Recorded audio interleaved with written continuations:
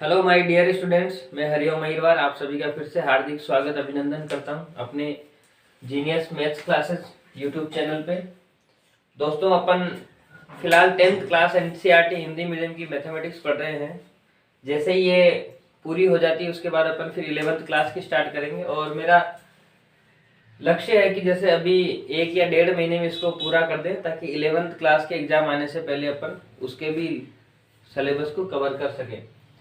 तो चलिए शुरुआत करते हैं। आज अपन प्रश्नावली 3.3 पढ़ने वाले हैं, जिसमें देखिए अपन 2 क्वेश्चन कर चुके हैं और जो तीसरा क्वेश्चन है उसमें अपने को क्या करना है कि निम्न समस्याओं में इस तरह से जो समस्याएं अपने को दी हुई है उनको समीकरण युग्म में पहले बनाना है, यानी कि उनका बीजगणितीय फॉर्म बनाना है। फिर उस बीजगणितीय जो उनका रूप होगा उसको क्या करना आपको कि प्रतिस्थापन विधि के द्वारा उनका हल ज्ञात करना है। तो पिछले वाली क्लास में जो अपन ने प्रतिस्थापन विधि पढ़ी थी, प्रतिस्थापन विधि में क्या पढ़ा था मैं आपको रिमाइंड करवा देता हूँ। 2 समीकरण होती थी, दोनों को मैंने नंबर दे दिया, 1 नंबर समीकरण, 2 नंबर समीकरण। फिर 1 नंबर समीकरण से हम x का मान अलग निकालते थे पक्षांतरण करके या जो भी करके, उसको नंबर दे दिया 3। फिर 3 समीकरण से जो हमने x का मान निकाला उसे उठाकर अपन कहाँ रखते थे, समीकरण 2 में। तो जैसे ही समीकरण 2 में रखा तो वो x का या y का जो भी है मान निकल के आ जाता था। फिर उसको 3 समीकरण में रख के और दोनों ही मान ज्ञात हो जाते। ये है प्रोसेस। उसी प्रोसेस से आपको ज्ञात करना है इनको। तो उससे पहले अपन क्या करेंगे, ये जो समस्याएं हैं इनका बीजगणितीय फॉर्म में बनाता हूं, फिर अपन उसको सॉल्व करते हैं। तो देखिए, 2 संख्याओं का अंतर 26 है। जो अपनी 2 संख्याएं बनेंगी उनका अंतर मतलब क्या होता है, मेन चीजें यही होती है समझने वाली। अंतर का मतलब होता है उनका डिफरेंस। और डिफरेंस कैसे निकालते हैं कि जैसे 2 चीजों का अंतर मान लो 26 है, तो उनको जब घटाएंगे तभी तो 26 आएगा ना। बस यही चीज पकड़ने वाली है कि 2 संख्याओं का अंतर 26 है। इसका मतलब क्या होगा कि माना कि पहली संख्या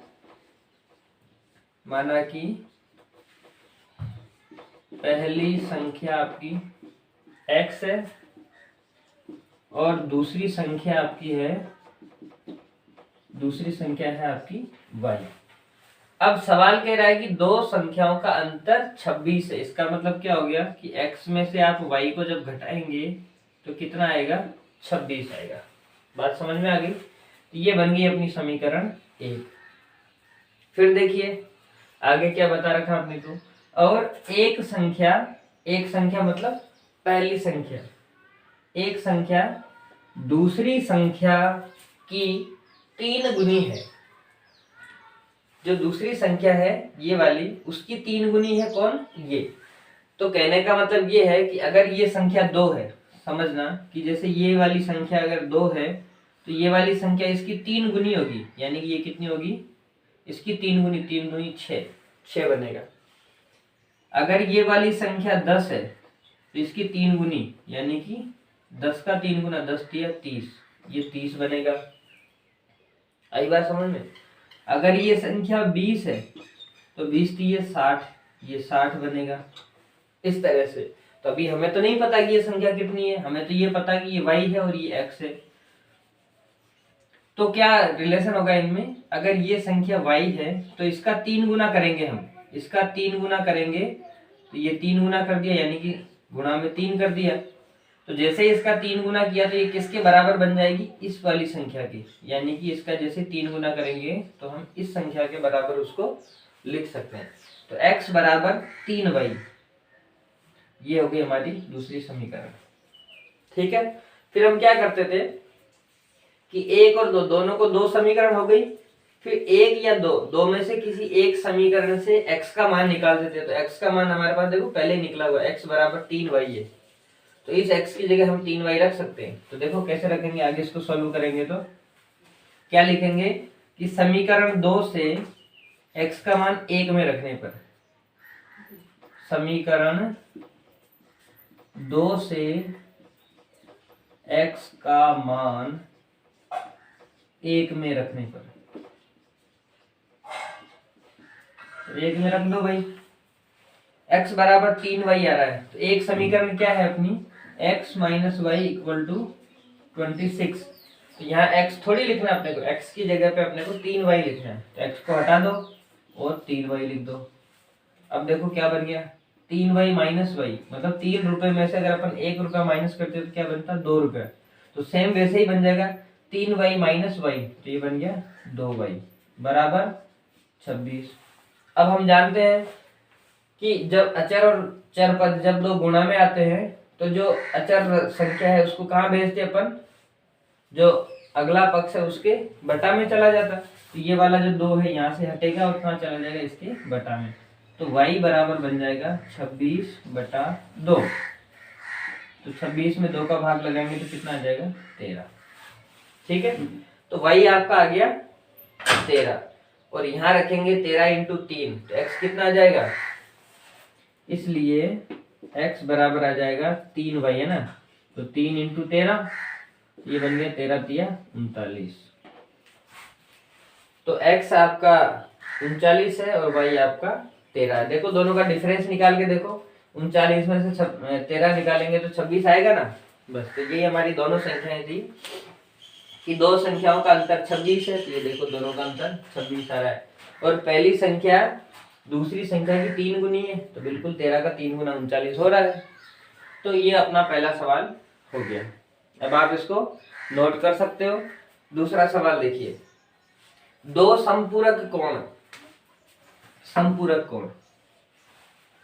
सबसे पहले तो भी समपूरक कोण क्या है, तो हम पिछली छोटी क्लासों में पढ़ चुके हैं, फिर भी मैं आपको दोबारा से बता देता हूँ। समपूरक कोण क्या होता है कि जैसे अपने पास दो कोण है, दो कोणों का युग्म होता है। मान लीजिए ये है एक 60 डिग्री का और एक कोण है अपना 120 डिग्री का।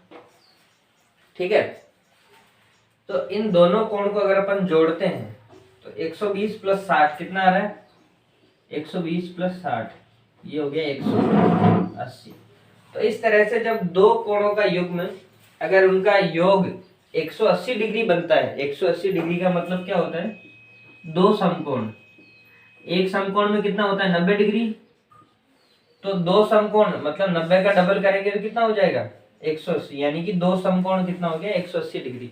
तो ये होता है समपूरक कोण, इसे हम बोलते हैं समपूरक। क्या बोलते हैं, सम। तो देखिए दो कोण है जिनका योग दो समकोण मतलब 180 डिग्री के बराबर है, तो उन्हें हम कहते हैं समपूरक कोण। ठीक है, तो ऐसे ही दो कोण अपने को मानने हैं और उन दोनों को ही अपने को ज्ञात करना है। तो दो समपूरक कोणों में जो बड़ा कोण है वो छोटे कोण से 18 डिग्री अधिक है। तो दो कोण मान लेते हैं, माना कि बड़ा कोण है अपना x डिग्री, ठीक है, और छोटा कोण मान लो आप y डिग्री। छोटा कोण कितना हो गया, y डिग्री। ठीक है, तो अब हम एक चीज तो ये जानते हैं, क्योंकि वो दोनों समपूरक है, क्योंकि दोनों कोण क्या है, समपूरक है। और समपूरक है इसका मतलब क्या हुआ कि x प्लस वाई, दोनों कोण को अगर अपन जोड़ते हैं तो कितना बनेगा, 180 डिग्री बनेगा। ठीक है, फिर देखिए दूसरा रिलेशन कि बड़ा कोण जो है वो छोटे कोण से 18 डिग्री अधिक है। तो छोटा कोण किसने माना था अपने, y डिग्री को। तो देखिए चूंकि बड़ा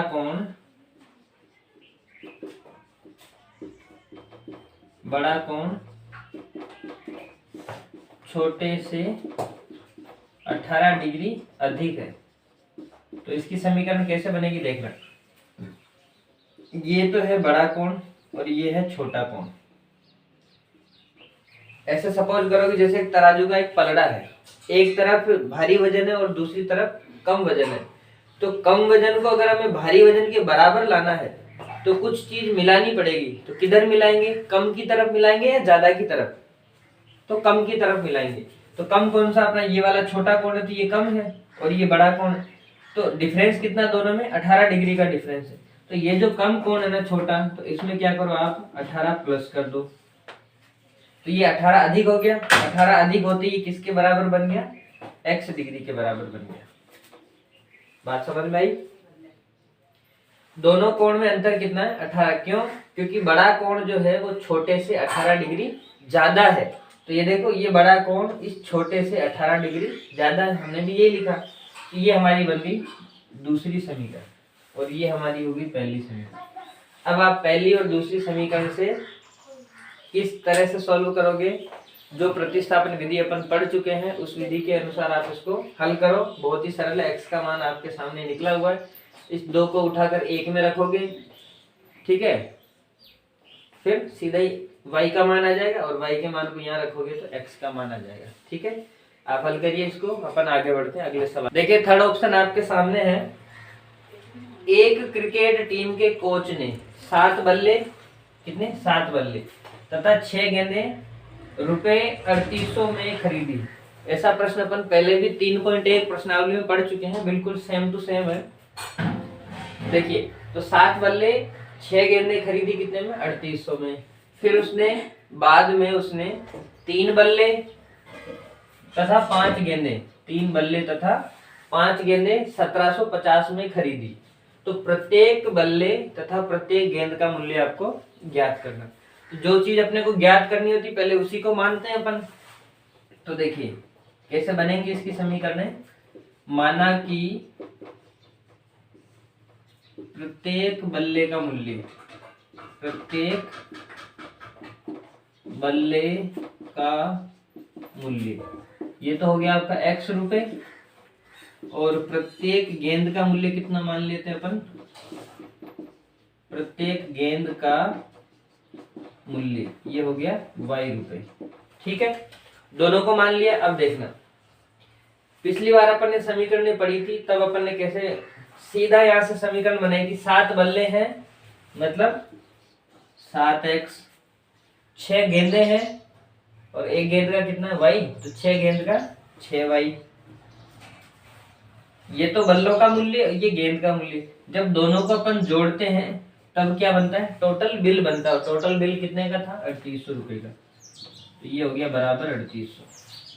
7x + 6y बराबर 3800। ये एक समीकरण बन गई, इजी है। ठीक है, दूसरी देखिए, 3 बल्ले मतलब 3x, 5 गेंदे मतलब 5y, 3x और 5y जब दोनों को प्लस करेंगे तो क्या बन जाएगा, टोटल बिल। और टोटल बिल कितना अपना 1750 का। ठीक है, तो 3x + 5y बराबर 1750। ये अपनी बन गई दूसरी समीकरण। अब आप इन दोनों समीकरण को प्रतिस्थापन विधि से आराम से हल कर सकते हैं। क्या करेंगे कि जो एक समीकरण है उस एक से पहले x का मान अलग निकालेंगे। तो देखें, x का मान अलग निकालने के लिए क्या करेंगे, इसको अलग रखना है तो इसको उधर भेजेंगे। तो बराबर के आगे 3800 है, 3800 है, ये 6y इधर उठ के यहाँ पास में आएगा तो माइनस का 6y, और यहाँ x के साथ में क्या था, 7 था, 7x था। तो ये 7x को हटाएंगे तो ये कहाँ चला जाएगा, इसके बटा में चला जाएगा। इसको हम समीकरण 3 बना देंगे। ठीक है, ये तरीका है। तो अब ये जो 3 समीकरण, इस 3 समीकरण में जो x का मान बना, इस x को उठाकर अपन समीकरण 2 में यहाँ 3 इंटू यहाँ x की जगह रखेंगे, फिर इसको हल करेंगे तो y का मान निकल के आ जाएगा। फिर उस y के मान को इस 3 में रखेंगे तो x का भी आ जाएगा। ठीक है, तरीका पिछले अपन कितने सवालों में पढ़ चुके हैं। अगर फिर भी आपके इसमें आंसर मैच नहीं होते, नहीं आते हैं, तो आप कमेंट में लिखना, मैं अगले वीडियो में इसको वापस से रिपीट करवा दूंगा। ठीक है, तो इसको नोट करिए।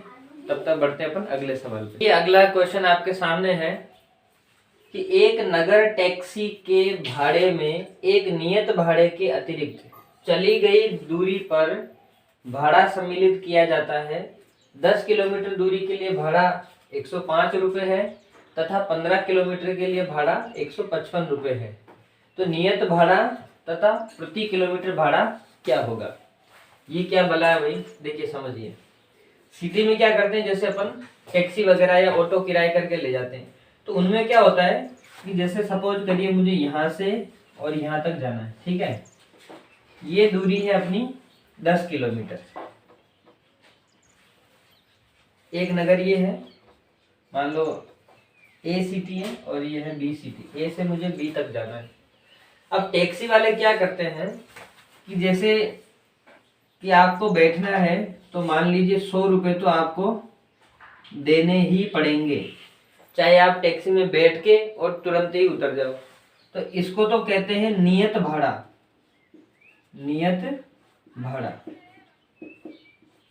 मतलब जो एक फिक्स चार्ज होता है कि टैक्सी में बैठ के चाहे आप 100 मीटर या 10 कदम पे उतर जाओ तो उतना तो आपको देना ही पड़ेगा।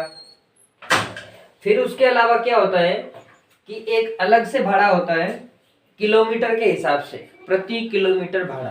तो उसमें क्या होता है कि जैसे मान लो वो 5 रुपये प्रति किलोमीटर का भाड़ा है, 5 रुपये प्रति किलोमीटर है। तो 5 रुपये प्रति किलोमीटर से क्या होता है कि जैसे 1 किलोमीटर चले तो 5 रुपये, 2 किलोमीटर चले तो 10 रुपये, 3 किलोमीटर चले तो 15 रुपये। तो ऐसे ही जैसे अगर मान लो मैं 10 किलोमीटर जाता हूँ तो 5 5 5 हर किलोमीटर पे जुड़ेगा, तो 10 बार जुड़ेगा तो कितना हो जाएगा, 50 रुपये हो जाएगा। तो 5 के हिसाब से 5 इंटू 10 कितना बन जाएगा, 50 रुपये। तो अब मुझे टोटल भाड़ा कितना देना पड़ेगा, 100 रुपये तो जो नियत था वो तो देना ही है, उसके साथ में जो 10 किलोमीटर और चला उसके 50 रुपये और। तो मेरा टोटल भाड़ा कितना हो जाएगा, जो नियत भाड़ा है वो प्लस किलोमीटर के हिसाब से 50 रुपये और, तो ये मेरा भाड़ा बन जाएगा 150।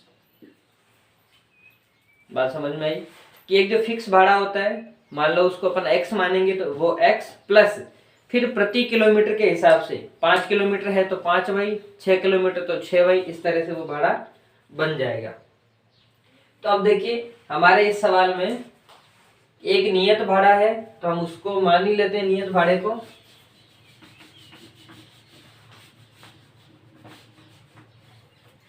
कि माना कि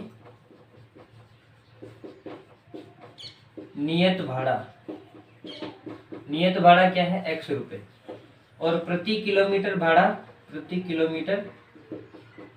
भाड़ा ये है y रुपए।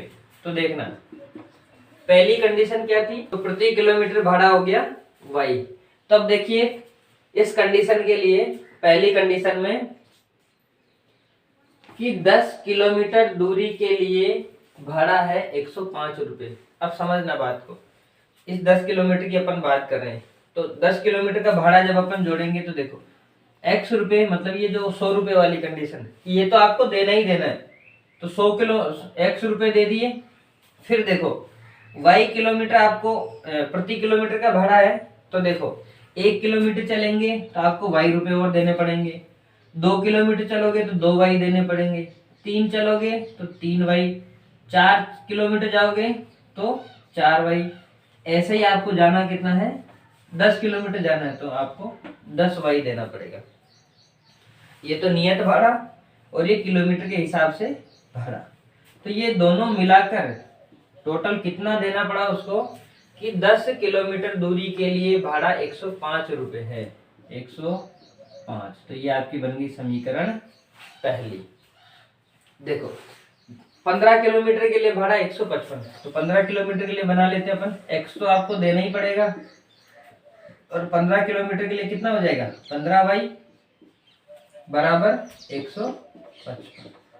ये आपकी समीकरण बन गई दूसरी। ठीक है, अब इस सवाल में आगे और है थोड़ा सा कि 20 किलोमीटर के लिए भाड़ा कितना बनेगा। तो आप जब इसको हल करोगे पहली समीकरण से x का मान निकालोगे तो कैसे निकालेंगे, देखो यहाँ से x को अलग करोगे तो 10y को उधर भेजोगे तो ये बन जाएगा 105 माइनस 10y। इसको 3 समीकरण दे दो। अब इस x के मान को 2 में रखोगे, यहाँ पे यहाँ रखोगे, फिर इसको हल करोगे तो इसका मान 21 या ऐसा कुछ आएगा। ठीक है, 21 या 31 आएगा। ठीक है, 31, और फिर उसको इसमें वैल्यू रखोगे तो x और y दोनों के मान आ जाएंगे। तो x y दोनों के मान निकालने के बाद आप 20 किलोमीटर के लिए भाड़ा निकाल लेना। ठीक है, तो इस तरह से आप इसको आंसर निकाल के और फिर कमेंट में करना कि कितना आंसर आया।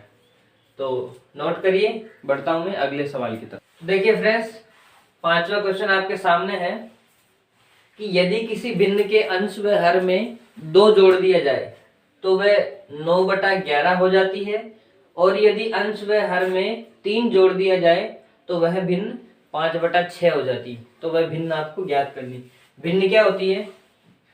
परिमेय संख्या आपने पढ़ी इस तरह से, जैसे 1/2 हुआ, 3/5, 7/11, 8/9, इस तरह से जो भिन्न होती है, जो संख्याएं होती है, इनको अपन क्या बोलते हैं?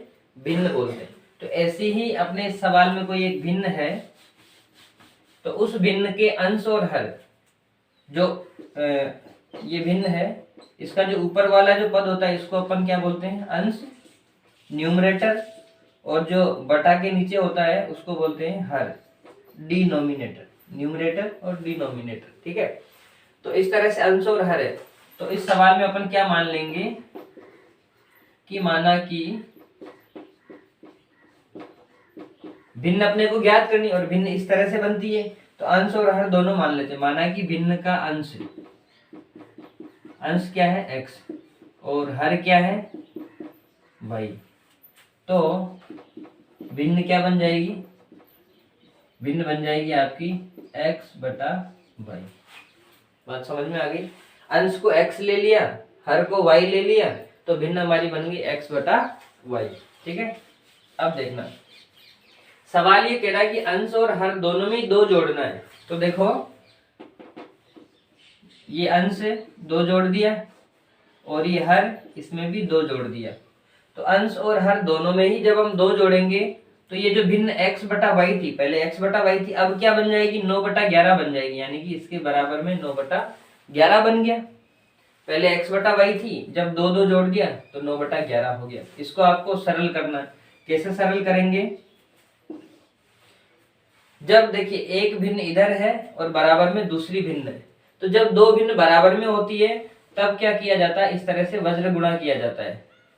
छोटी क्लासों में पढ़ा था अपन ने पहले।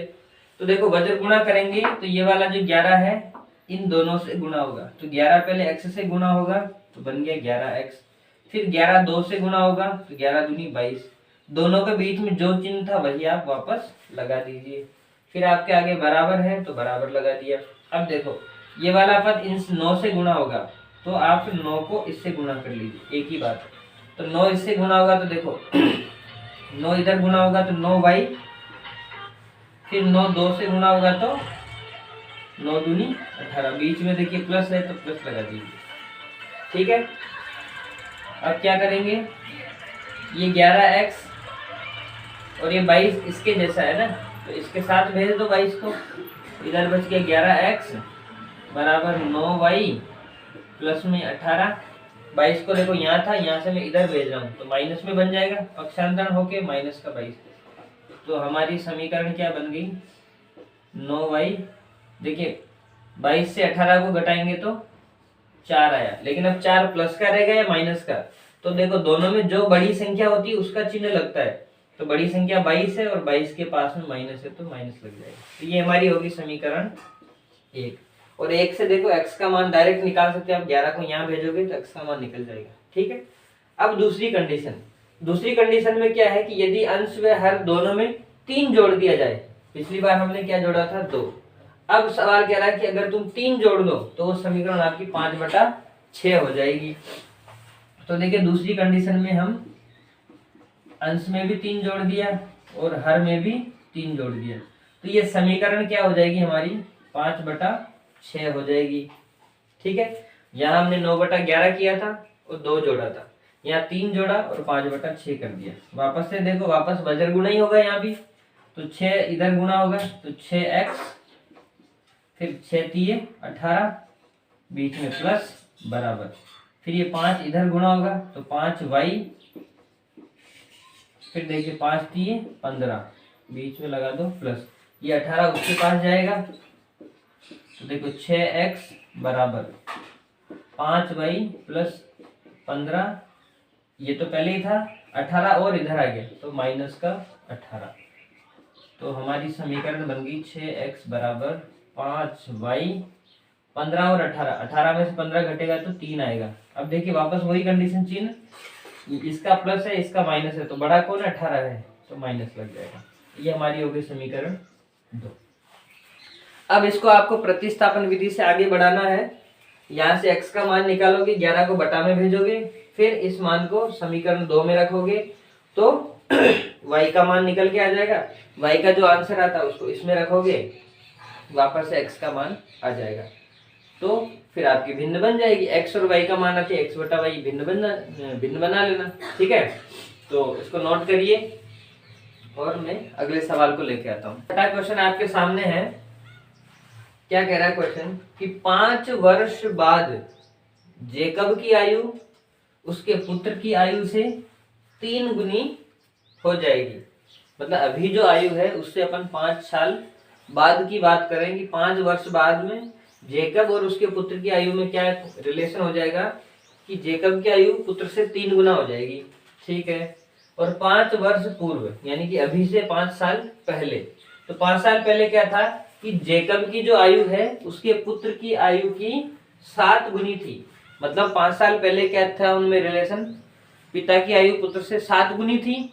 और अभी से वर्तमान से अब अपन अगले 5 साल की बात करते हैं तो 5 साल बाद वो रिलेशन क्या हो जाएगा, 3 गुना ही रह जाएगा। ठीक है, तो अब उनकी वर्तमान आयु हमें निकालनी। ऐसा ही सेम टू सेम क्वेश्चन अपन ने 3.1 में पढ़ा था। दोबारा इसको पढ़ते हैं तो आपका डाउट जो भी होगा वो क्लियर हो जाएगा। तो देखिए, वर्तमान आयु निकाली। वर्तमान आयु को आप मान लीजिए। तो माना कि जेकब की वर्तमान आयु, तो जेकब की वर्तमान आयु को क्या मान लिया आपने, x वर्ष। ठीक है, और पुत्र की कितनी हो जाएगी,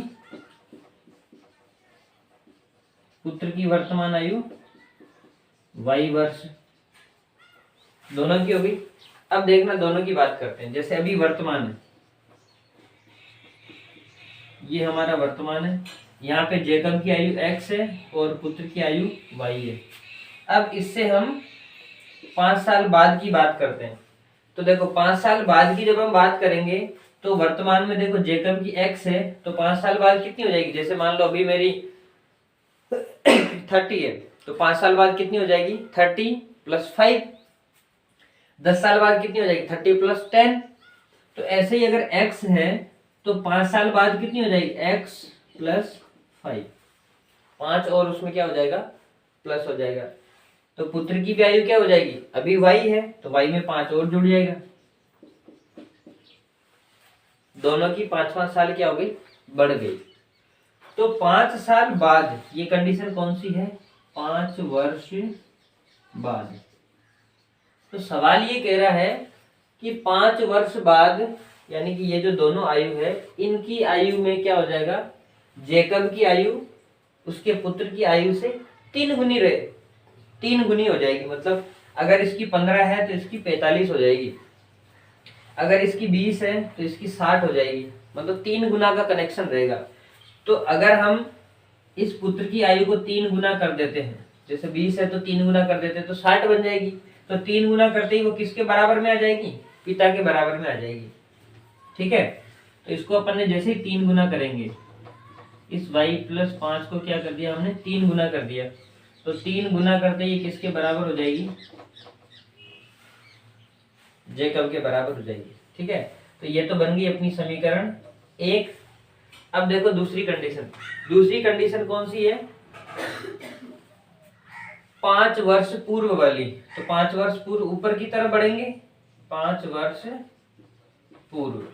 तो देखो पूर्व में क्या हो जाएगा कि अभी जैसे मान लो 30 है तो 5 साल पूर्व यानी कि आज से 5 साल पहले मेरी कितनी थी, 30 - 5 25। तो अभी अगर जेकब की x है तो 5 साल पहले कितनी थी इसकी, x - 5। पुत्र की कितनी थी, y - 5। ये थी दोनों की 5 साल पहले। तो 5 साल पहले की जो आयु है उनमें क्या रिलेशन है कि 5 वर्ष पूर्व जेकब की आयु उसके पुत्र की आयु की 7 गुनी थी। कितने गुनी, 7 गुनी। तो इस पुत्र की आयु को अपन 7 गुना कर देते हैं, ये किसके बराबर बन जाएगी, इसके पिता के बराबर बन जाएगी। तो ये हो जाएगी अपनी समीकरण 2। बस अब 1 और 2 से आप x का मान निकाल लो, 3 दे दो, 3 को इसमें रखो, प्रतिस्थापन विधि से आप इसको हल करके x और y की वैल्यू निकाल सकते हो। तो उम्मीद है कि आपको ये सारी समस्याओं का जो अपन ने बीजगणितीय रूप तैयार किया है वो आपको बहुत अच्छे से समझ में आया होगा। अगर फिर भी आपको कहीं पे डाउट है या आपको प्रतिस्थापन विधि से आगे हल करने में दिक्कत आ रही है तो आप कमेंट में जरूर लिखें, ठीक है। मैं आपको सारा सॉल्यूशन जरूर करवाऊंगा। तो मिलते हैं अगली क्लास में, अगले वीडियो में, अगली प्रश्नावली के साथ। तब तक के लिए आप इसको बढ़िया से पढ़ते रहिए, तैयारी करते रहिए। एग्जाम भी आपका नज़दीकी है और कोशिश अपनी पूरी ये है कि 1 आध महीने में अपन पूरा सिलेबस कवर कर लेंगे, ठीक है। तो क्लास को अगर आपने शेयर नहीं किया तो अपने फ्रेंड्स के साथ शेयर कर लीजिए। चैनल को आपने सब्सक्राइब नहीं किया है तो प्लीज़ इसको सब्सक्राइब भी करना है, ताकि तुरंत क्लास रिकॉर्ड होते ही अपलोड होते आपके पास पहुंच जाए, ठीक है। तो मिलते हैं अगली क्लास में, तब तक के लिए थैंक यू, जय हिंद।